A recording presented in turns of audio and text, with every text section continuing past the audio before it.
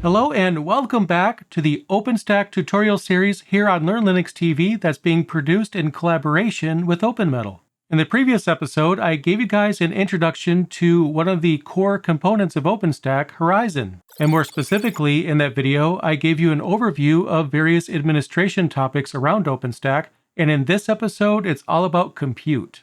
And this is going to be a lot of fun because I'll show you how to create compute instances. We'll see snapshots in action. It's going to be a fantastic episode, and I'm sure you're going to love it. But before we get into the topic at hand, I need to let you guys know about the sponsor for this series, OpenMetal. And I'm very excited to be working with OpenMetal because they, like me, absolutely adore OpenStack. It's not only core to their business, but in addition to that, they actually offer a managed OpenStack solution for your organization. In fact, OpenMetal is the world's first on-demand private cloud provider. With their service, there's no building, there's no waiting, there's also no hardware management.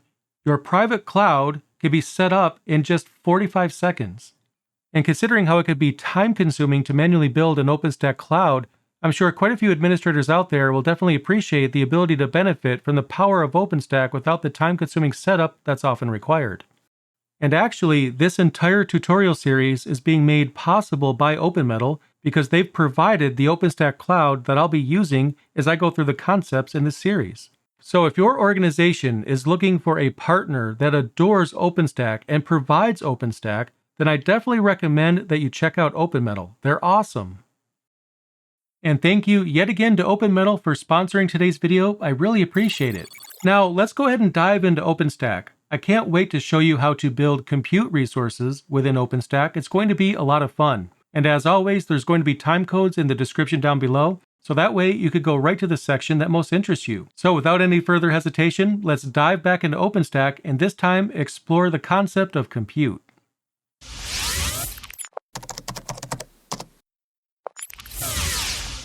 So back here in OpenStack, let's log in and get started. So just like last time, I typed in my username, I pasted in my password, and let's sign in. In the previous episode, I mentioned that the dashboard that you see right here, is being provided to us by a project known as Horizon. And I also mentioned that OpenStack is consisting of multiple projects, and that OpenStack is the sum of all of its parts. So what are the other projects within OpenStack?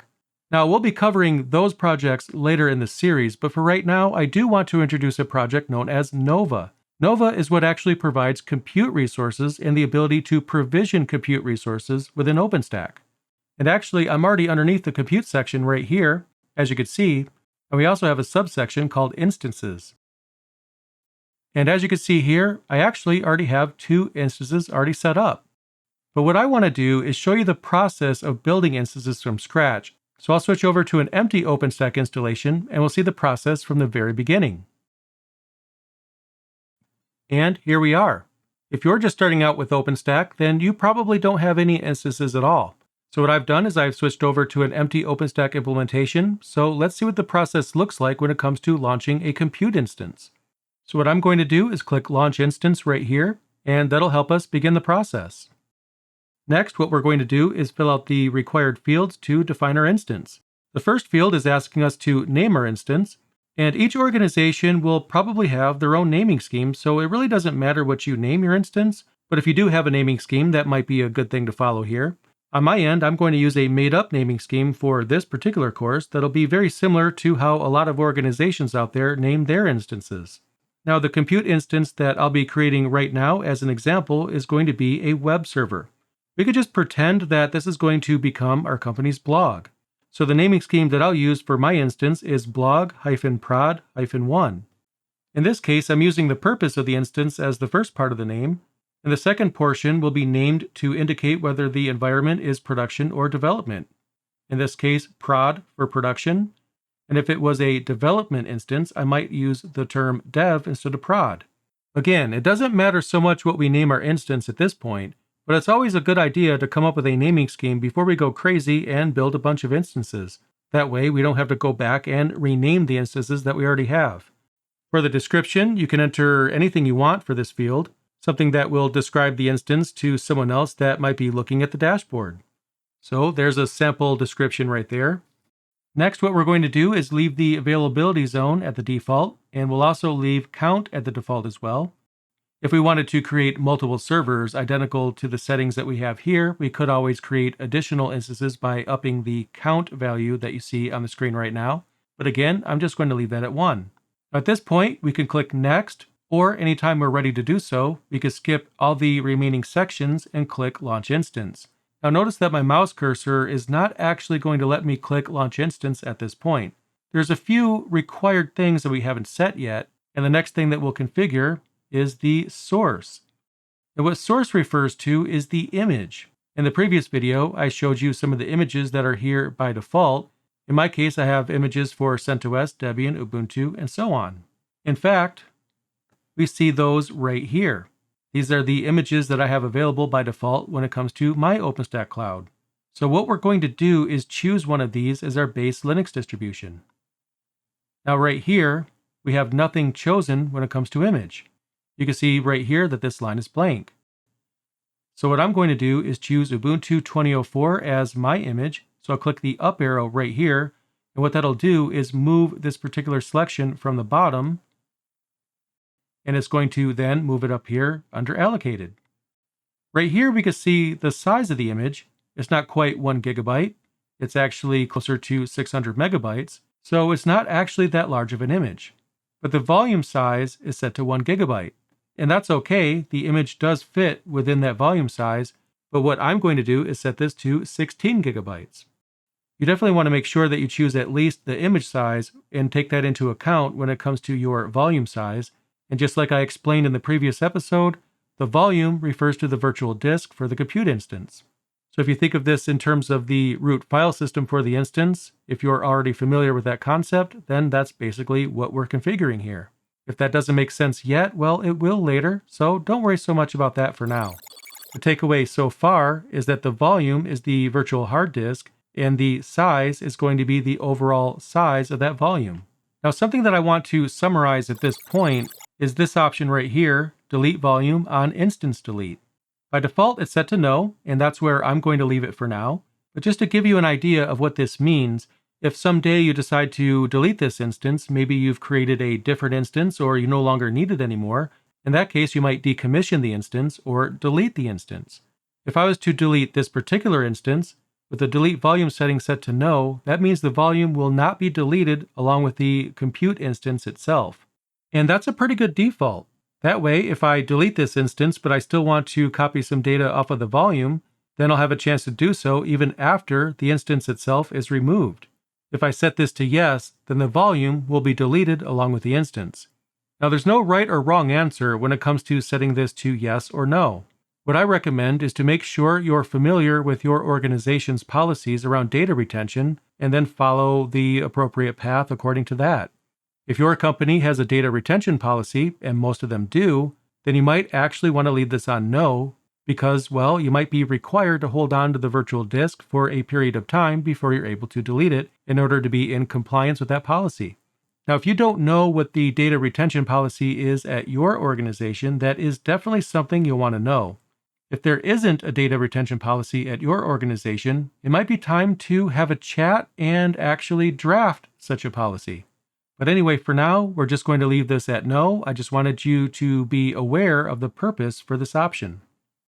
So with the options configured here, such as the volume size as well as the image that we want to go with, we've satisfied all of the requirements for this particular subsection. So what we'll do is move on to the next section. We could click Next right here, or we could simply click on the section that we want to configure. And the next one is the flavor. In the previous video, I gave you a quick summary of what flavor means in context of OpenStack. And like I mentioned in that video, the flavor that you choose for your instance actually pertains to how much RAM, how many virtual CPUs, and how much disk space you'll have access to. Now I've set the disk size to 16 gigabytes, which is going to be underneath, well, all of the instance types or flavors that you see right here. But I can always expand on that later, so 16 gigabytes is still okay. But what you want to do is make sure that the number of gigabytes that you choose is underneath the total disk space that the flavor you plan on going with supports.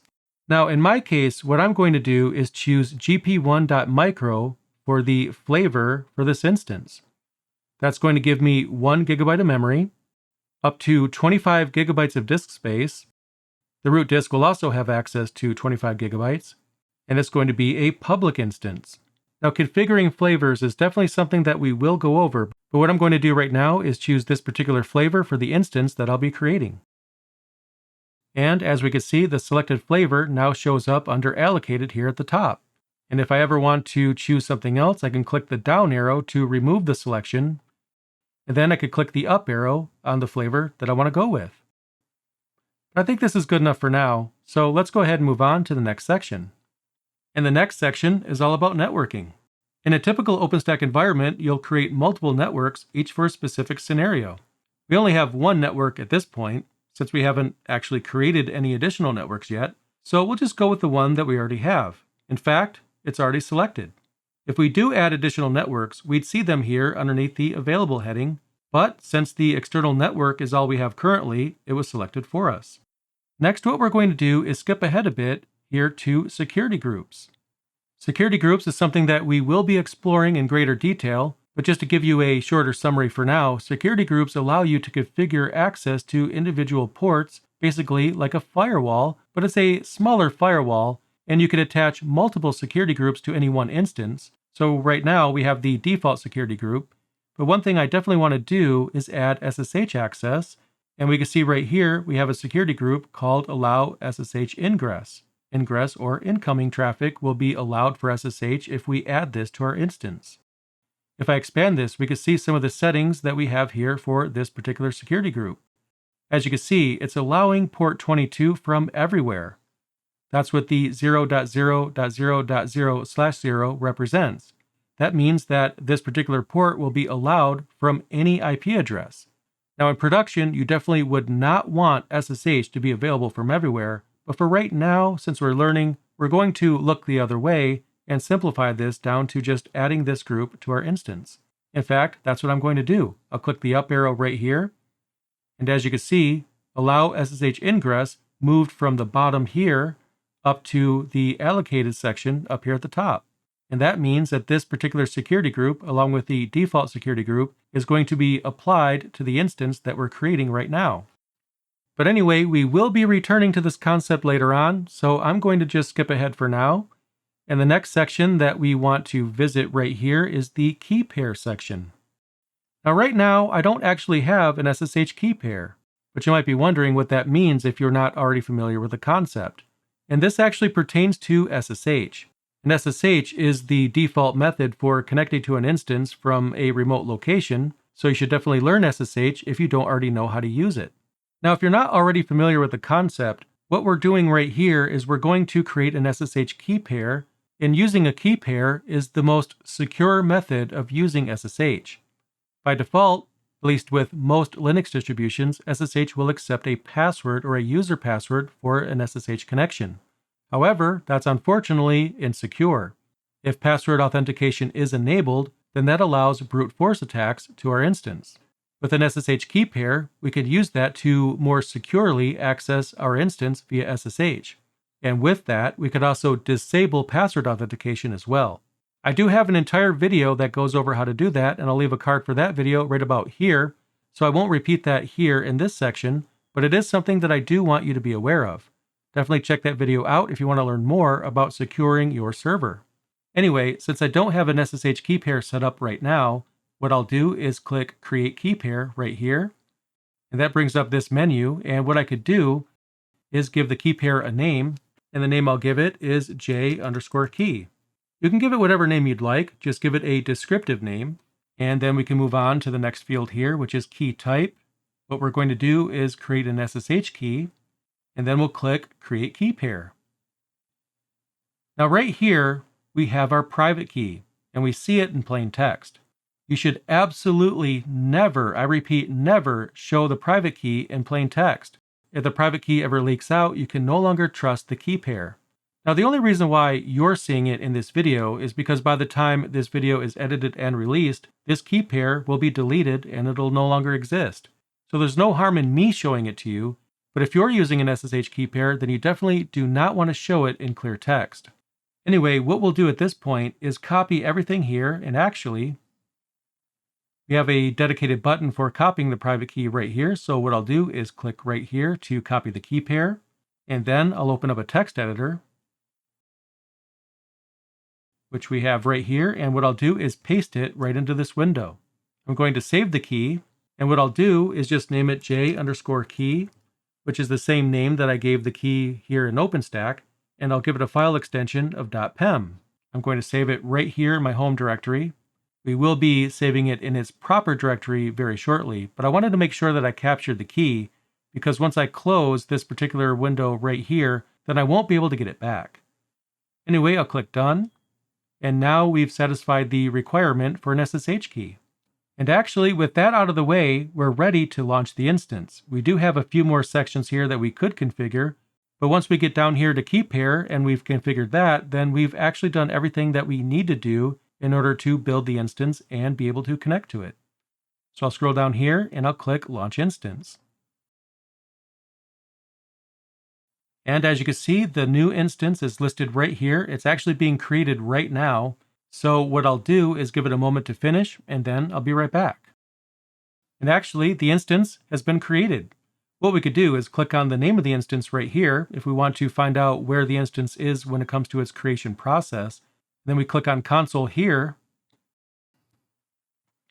And what we're seeing right here is a virtual monitor, so to speak.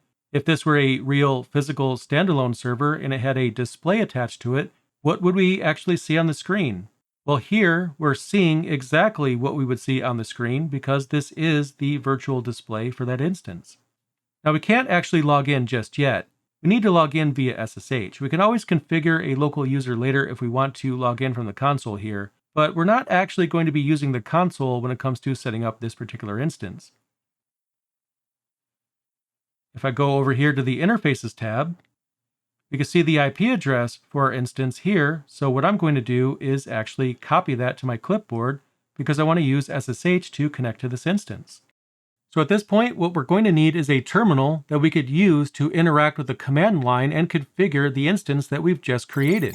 Now, thankfully, that's the easiest part of this. Most operating systems actually have a terminal program built right in. When it comes to desktop Linux distributions, most, if not all of the ones that I've tried, have come with a terminal emulator of some sort. So if you're a Linux user on your local workstation, then you're already all set. When it comes to macOS, macOS users will benefit from the macOS terminal that's built right into that operating system, so Mac users are already good to go. When it comes to Windows users, all you need is the Windows terminal, and that should get you set up and ready to go for the next example. And in the next example that we're about to see, I'm going to show you the process of connecting to the instance via SSH. So let's take a look. And here I have my terminal on the screen, and I'm going to use this to connect to the instance. But before I do, there's one important thing that we need to take care of. I saved the key right here in my home directory as j_key.pem. But the thing is, that's not the appropriate place to store a key. On Linux and Mac OS, there's a dedicated directory that we're going to want to move that file into. And it's actually a hidden directory.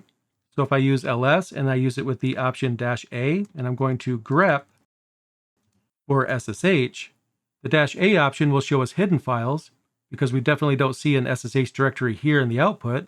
And again, that's because it's a hidden directory. It's actually named .ssh. Anything with a period in front of it is a hidden file in Linux. And we can see that we definitely right here have a .ssh directory. So what I'll do is use the mv command. I will move the pem key into that particular directory. And then when I go into that directory, you can see right here that my key, the key that I've already created, is now here in the .ssh directory. However, that's not the only thing that we have to do when it comes to preparing this key for use. If I do a long listing here, we could check out the permission string for the key. Now, unfortunately, we have read, write, and read for group and other respectively. And don't worry if you don't understand Linux permissions, I have a dedicated video that's all about that. But the takeaway here is that the permissions are way too open. We need to actually restrict the permissions of this key. And the fastest way to do that is to use the chmod command. I'll set the permissions to 600, And the result of that will be that my user is the only user that can even see that file. That's a lot more secure. So I'll execute that command against j_key.pem, and I'll press enter. If I list the storage again, we can see that the permissions for the key are now more restrictive than they were before. So now we have all of the requirements met for connecting to the instance. So I'll go back to my home directory so we can start fresh, and let's look at the process for connecting to the instance. As I mentioned, we're going to use SSH for connecting to the instance. And what I want to do is provide a key file to SSH. So I'll use -i. That'll allow us to choose the input file. And then we type the path to the key itself. And that's the path right there to the key on my end. Next, we're going to type the username that we want to use for the server that we're going to connect to. In the case of Ubuntu, the default username is Ubuntu. So the user Ubuntu @ and then I'll paste in the IP address. So now we have the completed SSH command right here for connecting to the instance. So I'll press enter. So right now it's asking us if we're sure that we want to connect. The SSH client knows that it's never connected to the server before. So we're going to respond yes to this. We do want to connect. And now we're logged in. We have a command prompt right here, and we can start configuring our instance. Now, the first thing that I always recommend that everyone does for every new Linux instance is to first install all available updates. That way, we can make sure that our brand new server is benefiting from all of the available security updates, and that's a very important thing. So in order to prepare the server for being updated, we'll run the command sudo apt update. That won't actually install any updates, but it will refresh the list of available updates, so that's why we're doing this first. I'll press enter, and we'll let this run. As we can see here, there's 40 packages that can be upgraded. So I'll clear the screen, and let's take a look at the process of actually installing those updates. To do that, I'll run sudo apt, and then dist-upgrade. And this is the command that actually will install updates. So I'll press enter. And it's giving me a list of the packages that it's going to update. And this looks good to me, so I'll press enter to accept the default of yes. Since Y is capital, if I just simply press enter, then it's going to assume yes for this particular prompt and then install the updates. So I'll press enter. And as you can see, it's installing the updates. I'll let this finish, and then I'll be right back.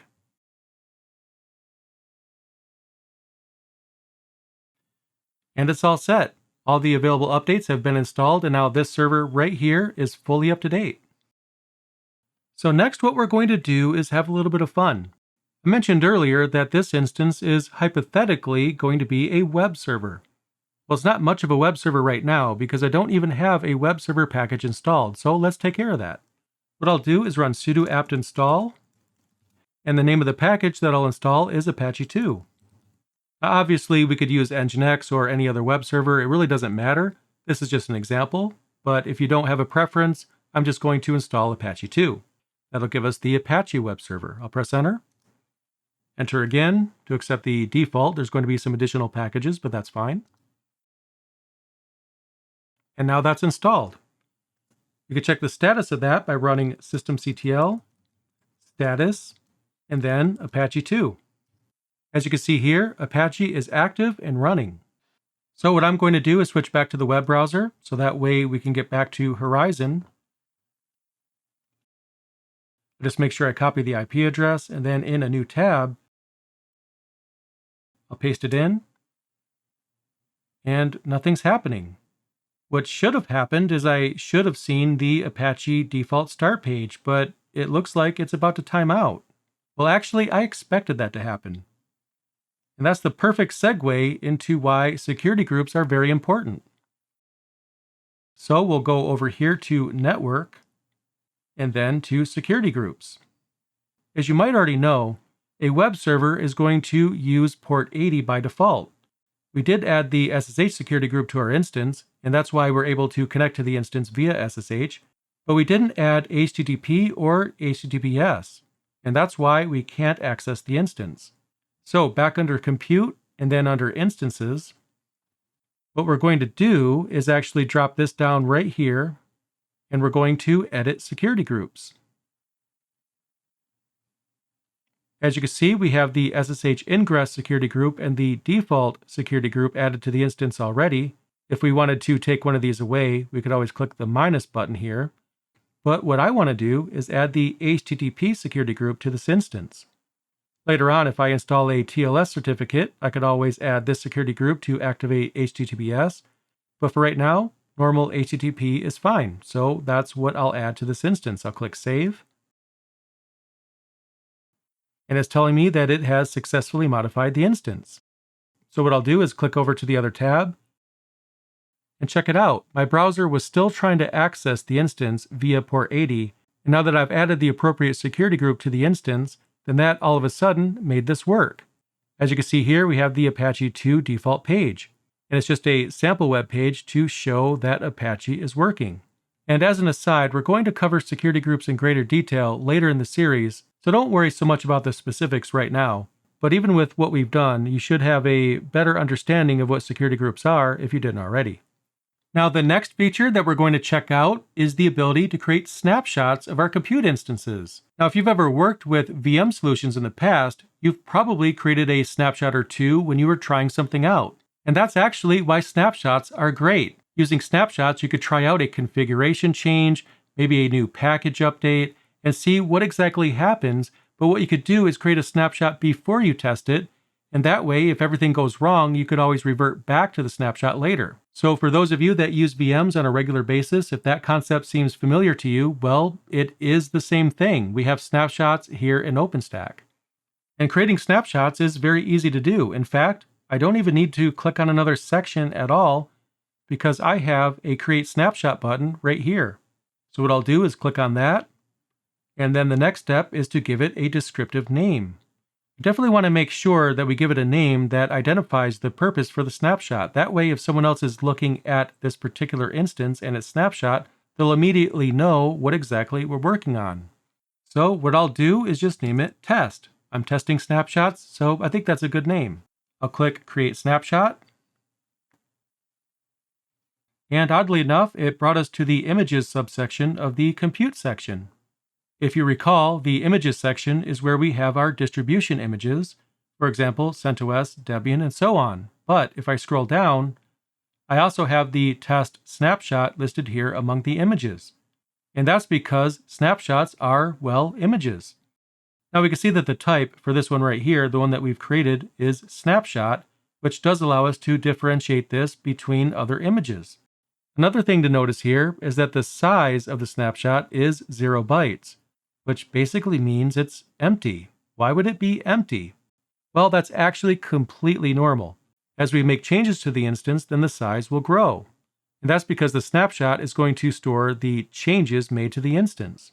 We haven't actually made any changes just yet, so there's going to be nothing in the snapshot.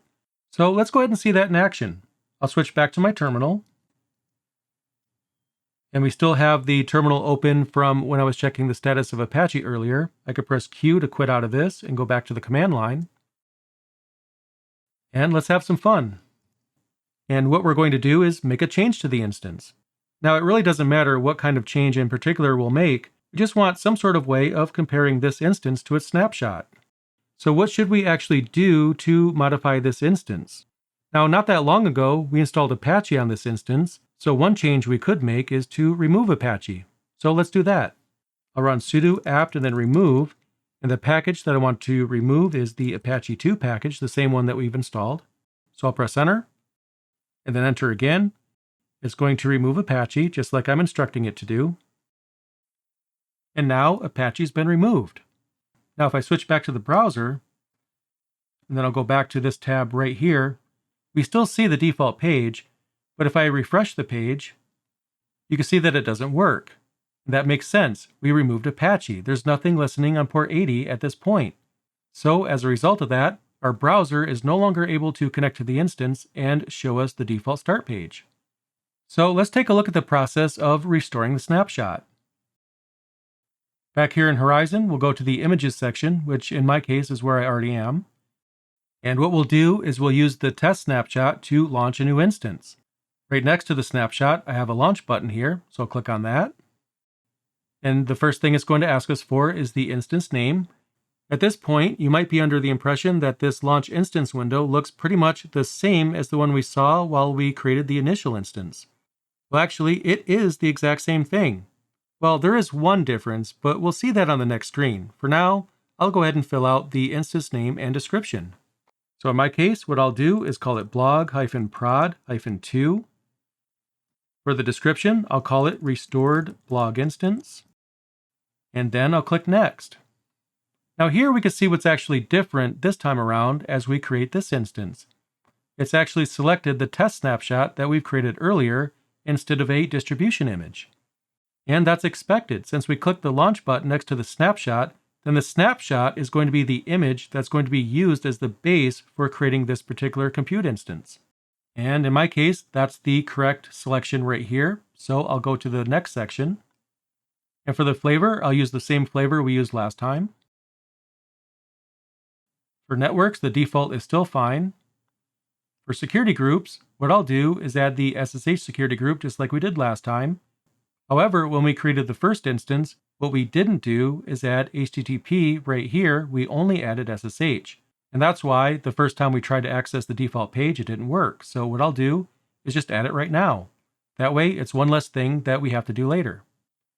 For the key pair, we definitely want to make sure that our key is selected here. In my case, it is. And actually, that should be everything we need to configure for the restored instance. So I'll click Launch Instance. And then if I go back to instances, we'll see that the second instance is now in the process of being provisioned. And it looks like it's ready to go. And one thing that's interesting is that even though we chose to build this instance from our earlier snapshot, the image name still shows Ubuntu 2004. Well, that was the original image that we used for the first instance, and what I like about that is that it still shows the distribution or the original image that was used even before the snapshot was created. In that case, if there's any question which distribution of Linux we're using for this instance, well, we have our answer right here. It shows that this instance is running Ubuntu 2004, and it shows that despite the fact that we used a snapshot to create the instance. Anyway, what I'll do is click on the instance, and then I'll go to the Interfaces tab. Let's grab its IP address, and here it is. So in another tab, I'll paste it in. Check it out, the default Apache page works just fine. And that's because the snapshot that I used to create the instance was created before I removed Apache. And since I created the instance from that snapshot, well, Apache is now working. And that's a good example of why we might use a snapshot. We might want to take a snapshot of an instance before we make a change, and then perhaps we want to go back to before the instance was changed. In that case, as you can see, well, it's working just fine. Now that we know that this particular snapshot works just fine, what I could do is go here to Images. I could find the test snapshot, and here it is. What I'll do is delete it. And that's a good thing to do if we don't plan on using the snapshot ever again. We want to make sure that we keep our cloud as tidy as we possibly can. So if any time you have a snapshot that you no longer plan on using, definitely delete it. So that's what I'll do. I'll delete the image, and I'll confirm it. And now it's gone. Now at this point, we are near the end of today's video, but before I close out this video, what I want to do is show you more about flavors. When we created the instance originally, we chose a flavor, and we did that again for restoring the snapshot. But what exactly is a flavor? Well, let's take a deeper look at that. And anytime we go to launch an instance, we're going to select a flavor. So just to show you that again, I'll click Launch right here. I'm not actually going to launch another instance, but what I'll do is click on Flavor. And this is the list that I was talking about right here, where it shows the list of flavors that we could choose for our instance. Now earlier, when I went through the process of creating a new instance, I mentioned that this is how we determine how many virtual CPUs we have on the instance, how much RAM we have available, how much disk we have available, and so on. But as you can see, there's actually quite a few instance types here. Now on your end, you might not have the exact same flavors that I have here, but generally speaking, the concept is the same regardless. Flavors allow us to determine the resource usage or resource availability for any instances that we create. Whenever you create an instance, there's going to be some sort of purpose for that instance. And depending on that purpose or use case, that will ultimately determine which of these flavors is the best fit. As you can see, each flavor has a specific amount of RAM, storage, and number of CPU cores. Depending on where your OpenStack implementation came from, you may have more or fewer flavors on your list than I have on mine, so that part can vary. The most important focus here is that whenever you create a new instance, you should choose an instance type that's the best fit for the goal that the instance aims to solve. But how do you know which instance is the right choice? Well, actually, that's fairly straightforward. Whenever you go to install an application within an instance, that application is going to have minimum system requirements. Those requirements are set by the vendor, so a vendor might say that you need a minimum of 4 gigabytes of RAM to run their application, or maybe it's a lightweight application and it only needs something like 512 megabytes. And the way that this generally works out is you'll check the vendor's support page for the application that you plan on installing, and you'll check the minimum system requirements, and then you choose a flavor that at least meets those requirements. For example, Nextcloud is one of countless applications that you might run. If you've decided to install Nextcloud, what you'd want to do is consult its documentation and understand what the vendor recommends as the minimum number of resources. In the case of Nextcloud, the documentation recommends that you have at least 512 megabytes of RAM available, and also a single CPU core. When it comes to storage, it depends on how many files you plan on saving, but if we focus on just CPU and RAM, then the requirements for Nextcloud are very modest. There's not a single flavor on this list right here that doesn't at least hit Nextcloud's minimum requirements. Other applications might have higher requirements. Another random example is GitLab, which is yet another service that you could set up within your instance. The requirements for GitLab are higher when compared to Nextcloud. GitLab's documentation recommends a minimum of 4 CPU cores and also a minimum of 4 gigabytes of RAM. So if you wanted to run something like GitLab, then that would narrow down this list of flavors quite a bit. The nano, micro, small, and large flavors when it comes to the GP instances on this list are automatically not going to be a fit. The GP1.large flavor has double the RAM that GitLab recommends, but unfortunately half the number of recommended CPU cores. So that's not going to be a flavor that we should use. The extra large GP1 instance might easily match all of the required minimums for GitLab, but actually it goes a bit over. But that might not be a concern if you think the instance will see heavy utilization. Now earlier I mentioned GP as part of the name of several of the flavors that are on the list, but what exactly does GP mean in context of flavors in OpenStack?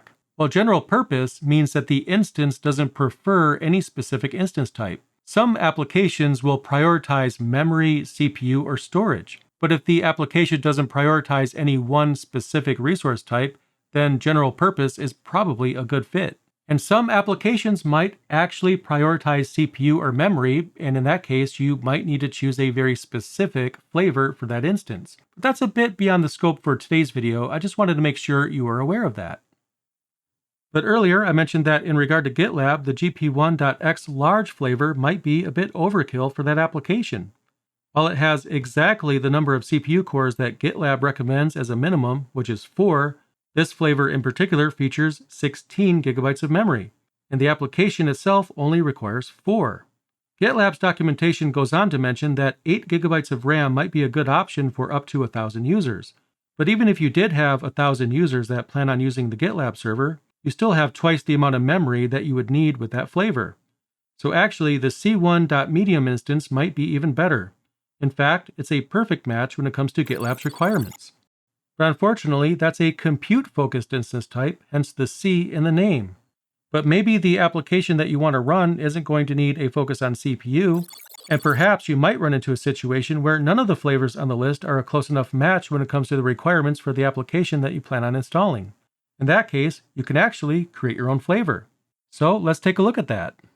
To do that, what we're going to do is click on the admin section here on the left, and then we're going to expand compute, and after that we'll click on flavors. And here we're seeing the same flavors being offered that we saw on the list when we went to create an instance. So to create a brand new flavor, what we could do is click create flavor right here. And the first thing we're going to do is give it a name. So I'll name this one GP for general purpose .custom1. And that name will probably make sense because this is my very first custom flavor, a custom general purpose flavor. So that's why I decided to name it what I named it. But you don't have to use my naming scheme. You can come up with your own if you'd like. Anyway, what I'm going to do is scroll down here and choose the number of virtual CPUs that this particular flavor is going to have access to. So using the hypothetical GitLab example, what I'll do is set this to 4. So therefore, any instance that I create with this particular flavor will have access to 4 virtual CPUs.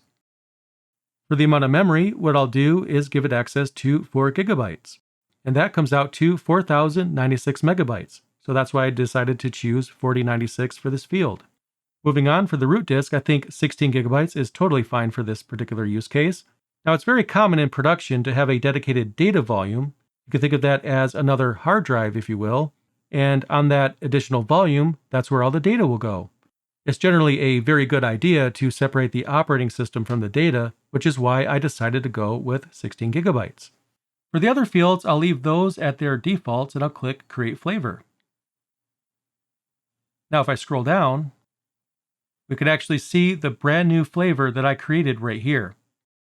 And that also means if I go back to Project, and then Compute, and then Instances, and then I go to Launch a New Instance, underneath Flavor, I'll have access to the new flavor that I created.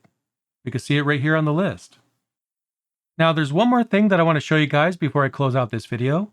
So what I'll do is just close out of this section right here. And the next thing that I want to show you guys is how you resize an instance. One scenario where this might be something that you'd want to do is if the instance you created is starting to show signs of resource contention. Using my GitLab example from earlier, I mentioned the minimal requirements for that particular piece of software. But maybe the minimum requirements aren't enough anymore. Later on, if your company becomes larger and there's a lot more users that are utilizing the GitLab server, perhaps at that point, the instance flavor you chose originally is no longer going to be appropriate. But do we have to create a brand new server with a larger flavor? Well, no, we can resize an existing instance to use a larger flavor.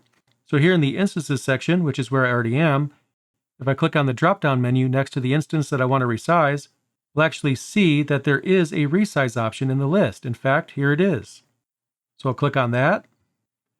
And we can see that the old flavor is set to gp1.micro. If we want to choose a larger flavor, what we could do is drop this down right here. And what I'll do is actually choose the custom general purpose flavor that I created earlier. That's going to give us, again, 4 virtual CPUs and 16 gigabytes of memory. Now, before we actually finalize the change and resize our instance, I need to make sure that you are aware that the instance will be unavailable during the process. That means if you have a production server and people are using it, they'll be disconnected from that server during the process of resizing the instance. Now, in this case, we're just testing OpenStack and learning and having some fun, so we probably don't have any users that are actually using our server. I just wanted to make sure you are aware of that, so that way when it comes to a production OpenStack instance, you're actually aware of the fact that if you resize an instance, well, people will get disconnected from that instance. But anyway, what I'll do is confirm the resize by clicking this button right here. And we can see that the process has started. And now it's asking us to confirm the resize. So I'll click right here to do exactly that.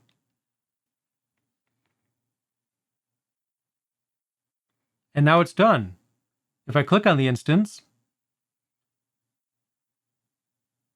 and then I click on Overview, and then I'll scroll down, we can see that the gp.custom1 flavor has been used. We see the appropriate amount of memory, virtual CPUs, and disk is being used for this instance.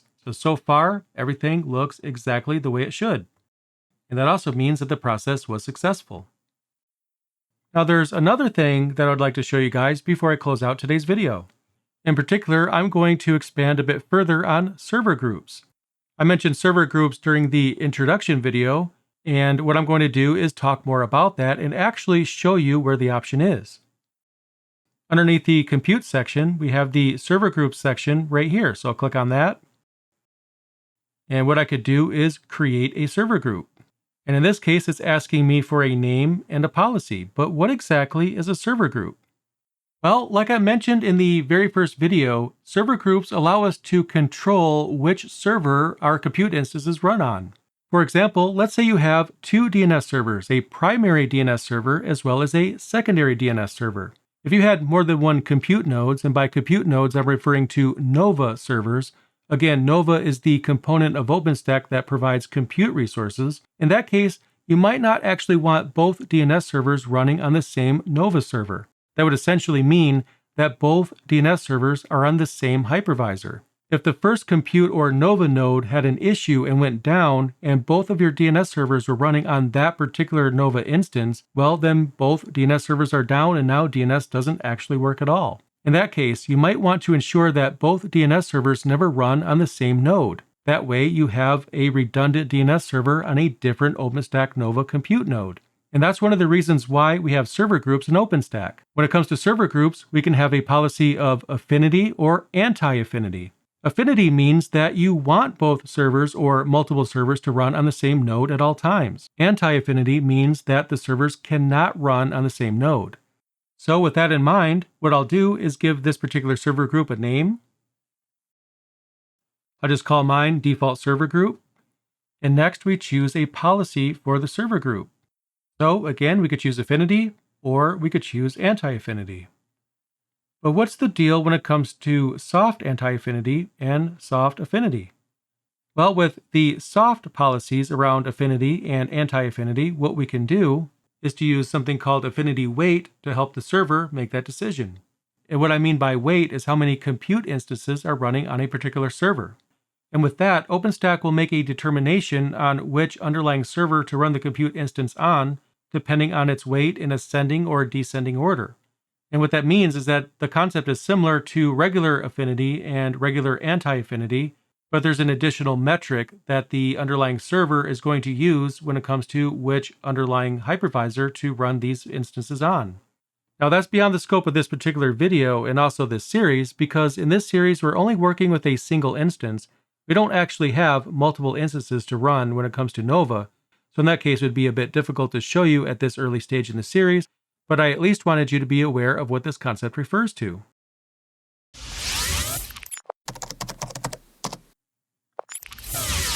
And with that, I'm going to close out today's episode. We've actually gone over quite a bit. With the focus of this video being on compute or Nova, we covered things like how to create a compute instance within OpenStack. I also went over some of the related concepts, including, but not limited to, images, snapshots, and we also touched on server groups as well. Now, I should have the next episode in this series uploaded very soon if it's not already present within the playlist, but for now, what I recommend that you do is play around with compute within OpenStack and just make sure that you understand the concept as much as you can before you move on.